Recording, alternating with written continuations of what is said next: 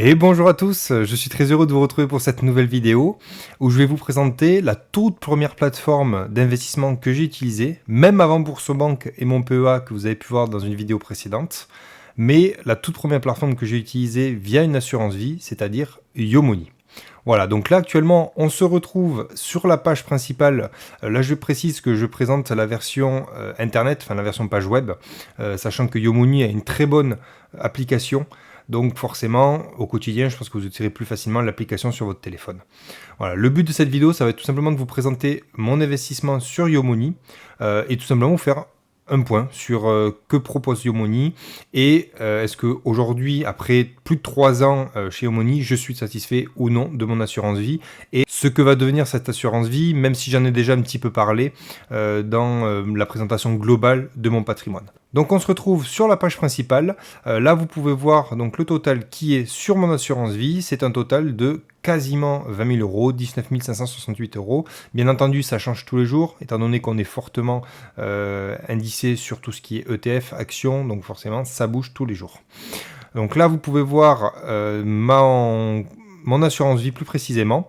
Compartiment P9, je vous présenterai un petit peu après ce que ça représente, sachant que je suis en gestion pilotée. Voilà, à l'époque, la gestion libre, je crois, n'était pas encore disponible. Donc en fait, l'intérêt de YoMoney, c'est que vous avez une gestion pilotée dans ce qu'on appelle un robot advisor. C'est-à-dire que vous n'avez rien à faire, vous investissez et la plateforme va investir automatiquement sur différents ETF, sur différents bons du trésor ou obligations, pour vous faire votre portefeuille global. Sachant qu'en effet, sur la partie action, on est vraiment que sur l'ETF, donc pas d'action en direct. Hop, on descend un petit peu, donc on ira plus précisément tout à l'heure voir ce qu'il y a dedans. Je vais juste vous montrer en effet que, vous voyez, 24/03/2023, j'avais mis 5 000 euros à la base. Un horizon, j'avais mis 50 ans, donc 2053. Voilà, vous pouvez voir du coup la date à laquelle j'ai créé mon contrat. Donc on va rentrer plus précisément à l'intérieur. Ce qu'on peut voir, c'est qu'aujourd'hui, donc j'ai 14 500 euros versés sur mon assurance vie, avec une plus-value de 5 000 euros.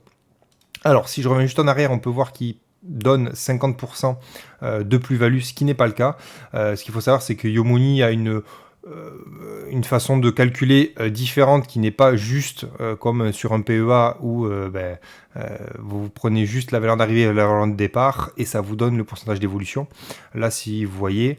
Hop, si je clique dessus, en fait, ils font en sorte de toujours pondérer par rapport aux apports ou en retrait qu'on fait, ce qui fait qu'en général, le taux qui est donné est souvent supérieur à la réalité. Donc, vous voyez, là, aujourd'hui, c'est 50,23, alors qu'en réalité, la différence entre les deux, on est plutôt autour des 35%, ce qui se rapproche, en fait, un petit peu de ce que j'avais sur mon PEA. Donc, on est sur des performances quand même assez bonnes, parce qu'on est sur l'équivalent à peu près d'un PEA, voire même un tout petit peu plus que mon PEA. Là, vous pouvez voir du coup les courbes avec à chaque fois, donc les petits paliers, c'est les 100 euros. Au début, j'investissais un petit peu plus, après 100 euros, donc vous voyez à chaque fois les petites marches, mais forcément qui sont petites. Donc j'ai décidé en effet de mettre que 100 euros sur cette assurance vie, pardon. Je vais expliquer ensuite pourquoi. Hop, je redescends un petit peu. Donc là, vous pouvez voir donc, ce qu'on a vu, la plus-value, etc. L'horizon, en vrai, encore 27 ans pour 2053. Les versements programmés qui sont prélevés du coup tous les 8 juillet sur mon compte bancaire. Et ensuite, vous pouvez voir donc que je suis profil 9, profil de 1 à 10 sur cette assurance vie. Donc on peut voir que je suis divisé en deux types d'actifs, 78% actions et quasiment 22% d'obligations. Ce qui est bien là-dessus, c'est que vous pouvez voir précisément les secteurs géographiques et sectoriels qui sont alloués à votre portefeuille. Donc si vous cliquez sur géographie, vous pourrez voir qu'on est surtout indexé sur l'Amérique du Nord, 17% Europe, ensuite de l'Asie et divisé après entre le Japon et l'autre. Vous avez plein de pays, enfin vous avez l'Amérique du Sud, vous avez d'autres pays asiatiques, potentiellement un peu d'Australie aussi. Voilà. Ensuite, si vous allez sur sectoriel, hop, vous pouvez voir exactement ce que vous avez, donc technologie, haute, finance, biens de consommation cyclique. Donc en fait, c'est vraiment comme pour en fait un ETF, où vous pouvez voir les différentes allocations. Ça permet vraiment de le suivre au quotidien. Et ce qui est intéressant, du coup, c'est de voir exactement la composition. C'est-à-dire que vous avez accès à la composition exacte de votre portefeuille. Vous ne pouvez pas avoir d'incidence dessus, qu'on soit clair, mais en tout cas, vous pouvez avoir une visu totale là-dessus. Donc là, ce qu'on peut voir, c'est que vous avez une partie, donc forcément 78% avec des ETF, et une partie, les 20%, les 22% restants, avec des obligations et des bons du trésor. Donc tout ce qui est en bleu, entre guillemets, est la partie obligation, la partie moins risquée, et la partie 80%, donc en jaune, c'est la partie plus risquée. Ce qu'on peut voir, c'est que vous avez des ETF, surtout ESA, S&P 500, MSCI ESA, pareil USA. Là, MSCI, EMS, là pour le coup c'est pour les pays émergents, donc un ETF plutôt avec Asie et Amérique du Sud. Voilà. Vous avez un peu d'Europe également ici. Voilà, celui-là, également celui-là. On voit du coup, et les fameux Japon, parce qu'on avait vu qu'il y avait quelques pourcentages de Japon. Vous pouvez voir que la plupart de ces ETF sont aged, donc ça permet en fait de se couvrir des différences de devises entre le dollar et l'euro. C'est-à-dire que si vous avez une grosse différence entre le dollar et l'euro pour X ou Y raison, vous ne serez pas forcément impacté avec ces ETF, ce qui n'est pas forcément le cas avec les ETF que j'ai sur mon PEA. Voilà, c'est un choix tout simplement, ce qu'il faut savoir. Donc là vous l'avez en pourcentage et en euros. Je vais revenir donc sur les différents profils de risque. Tout simplement parce que vous pouvez voir que ça va de 1 à 9 et on se retrouve sur une autre page. Voilà, on se retrouve sur cette page où vous avez donc les différents profils d'investissement du niveau 1 à 10. Alors il me semble que le 1 n'est plus forcément accessible, vous voyez depuis 2020 c'est plus possible, mais vous avez de 2 à 10. Donc forcément, en fait, le profil de risque est donc le moins risqué à 2, le plus risqué à 10. Et ce qui va changer, c'est le pourcentage d'obligations et d'actions que vous avez dans votre allocation. Au début, donc sur le 2, vous avez 70, 15 obligations, 15 actions et 70 fonds euros. Et plus vous montez, donc à partir du 6e palier, vous n'avez même plus de fonds euros, qui est forcément le moins risqué. Vous faites 50-50 actions-obligations. Et le 10, carrément, vous n'avez plus aucune obligation, plus aucun fonds euros. Vous avez 100% d'actions. Moi, comme je dis, je me suis mis sur le 9. Pourquoi ? Parce que avec mon PEA, je me suis dit que je suis déjà 100% action. Là, je me suis dit que le but, c'était de sécuriser un minimum avec 20% d'obligations. Sachant que forcément, si vous voulez chercher le plus d'évolution et le plus de performance, il faudra aller forcément vers un 10. La version 10 rapportera plus que le 9, que le 8, que le 7. Mais toujours pareil, c'est sur un moment où on est sur une bourse qui est haussière. Le jour où vous avez un crash ou une baisse générale, même si ce n'est pas forcément un crash, forcément, les personnes avec un profil plus bas résisteront mieux à ces baisses. L'intérêt, donc vous pouvez voir donc les assurances vie avec les différents profils. Compte titres, pareil, voilà, les comptes titres ont différents profils de risque avec des obligations, des fonds euros et des ETF. Le PEA, alors le PEA c'est un peu différent, en fait le PEA correspond à un profil 10. Forcément sur le PEA, vous n'avez pas accès à des obligations, donc c'est uniquement profil 10, donc 100% ETF. Donc, c'est pour ça qu'en fait aujourd'hui, si vous ouvrez une assurance vie 10 chez Yomoni en gestion pilotée, c'est le même équivalent que si vous preniez un PEA chez Yomoni en gestion pilotée. Voilà, donc je voulais vous montrer parce que pour moi c'était intéressant quand même d'en parler parce que ça peut s'adresser vraiment à tout le monde. Et ce qui est bien, c'est que ça évolue, vous pouvez le faire évoluer au fil du temps. Moi, quand j'avais commencé, j'étais profil 8, j'ai décidé de passer en 9. Et ce qui fait qu'en fait, au fur et à mesure du temps et des années qui passent, où vous allez peut-être vouloir avoir un profil moins risqué, vous pouvez passer 9, 8, 7 et descendre progressivement vers quelque chose de beaucoup plus sécurisé. Voilà, je l'ai déjà fait, le service client est quand même vite accessible. Quand j'ai fait la demande, j'ai été rappelé rapidement. On m'a systématiquement demandé est-ce que j'étais conscient des nouveaux risques que je prenais parce que j'ai augmenté mon profil. Ils ont voulu bien prendre conscience de que je savais ce que je faisais. Donc pour le coup, c'est un bon point. À l'époque, j'espère que c'est toujours le cas, je pense que oui. Mais sachez que vous pouvez faire évoluer votre enveloppe, c'est pas quelque chose de figé. Alors on se retrouve sur la page principale.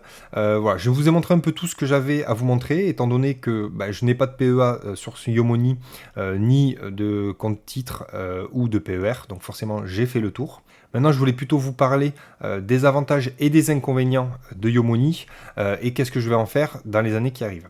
Vous pouvez voir que mon allocation est quand même assez faible par rapport à mon PEA où je peux mettre 1000 ou 2000 euros dessus. Là, je reste vraiment sur 5 euros.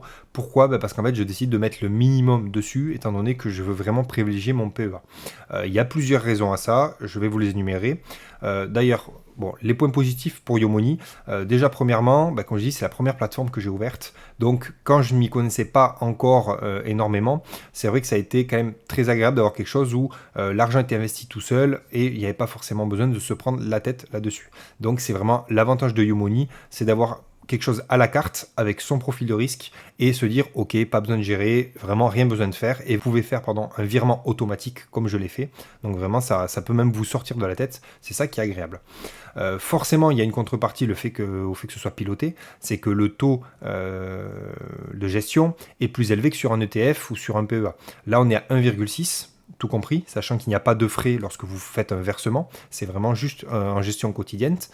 Donc forcément 1,6, c'est plus élevé que sur les ETF où vous avez 0,2, 0,3, 0,4. Voilà, vous avez des frais très faibles et forcément ce sera toujours moins intéressant en termes de frais qu'un PEA que vous gérez vous-même. C'est pour ça qu'ils ont créé d'ailleurs la version non pilotée, enfin la version gestion libre, justement pour faire diminuer ces frais qui peut être un frein pour certaines personnes. Mais aujourd'hui, en termes de frais et de performance, pour moi je pense que Yomoni est vraiment la meilleure plateforme pour se lancer. Voilà, ce sera jamais aussi bien qu'une gestion libre. Alors une gestion libre, on va dire maîtrisée. Voilà, c'est sûr que si vous achetez un peu tout et n'importe quoi, tout feu tout flamme, forcément vous risquez d'avoir un résultat qui est moins intéressant que ce que vous propose Yomoni en gestion pilotée. Mais en tout cas, c'est vrai qu'en gestion pilotée, je pense que ça reste quand même la meilleure option avec des frais qui sont quand même corrects par rapport à d'autres frais de banque traditionnelle. Et vous pouvez voir quand même malgré tout que la hausse est correcte. C'est-à-dire qu'aujourd'hui, je suis quasiment sur la même hausse entre mon PEA et mon assurance vie. C'est vrai qu'on ne va pas se mentir, si aujourd'hui je me retrouvais à peine 20% de plus-value, alors que sur mon PEA j'arrive à 34-35% sans forcément aujourd'hui beaucoup de gestion, juste un investissement tous les mois, je l'aurais clôturé depuis longtemps. Là pour le moment, je garde dessus, ça permet d'avoir une seconde enveloppe au cas où, je fais passer les 8 ans, j'en suis qu'à 3, et après je verrai ce que j'en ferai une fois que je serai arrivé au terme. Et puis si d'ici là j'ai besoin de récupérer l'argent, je sais que je peux le récupérer assez rapidement malgré tout. Voilà, donc c'est vraiment pour moi ce côté-là qui est vraiment bien. Est-ce que je le conseillerais? Je dirais oui et non. Si jamais vous recherchez la performance après en premier critère, forcément je vous conseillerais de vous éduquer un petit peu et de faire en sorte de passer sur un PEA ou une assurance vie en gestion libre. Si vous voulez pas vous prendre la tête et que vous voulez quand même quelque chose qui vous propose une performance très correcte, avec une modularité qui vous permet de choisir entre beaucoup d'actions, plus de l'obligation, quelque chose de très risqué ou peu risqué, en tout cas, je vous conseille potentiellement de vous intéresser à Yomoni. Comparez, il y en a d'autres, notamment Nalo. Moi, j'ai préféré choisir Yomoni à l'époque. Mais en termes de robo-advisor, il n'y en a pas non plus 50. Voilà. Donc écoutez, j'espère que cette vidéo vous aura plu. C'était vraiment une vidéo de présentation au global. N'hésitez pas à me faire part de vos retours en commentaire, de vous abonner. Et je vous dis à la prochaine.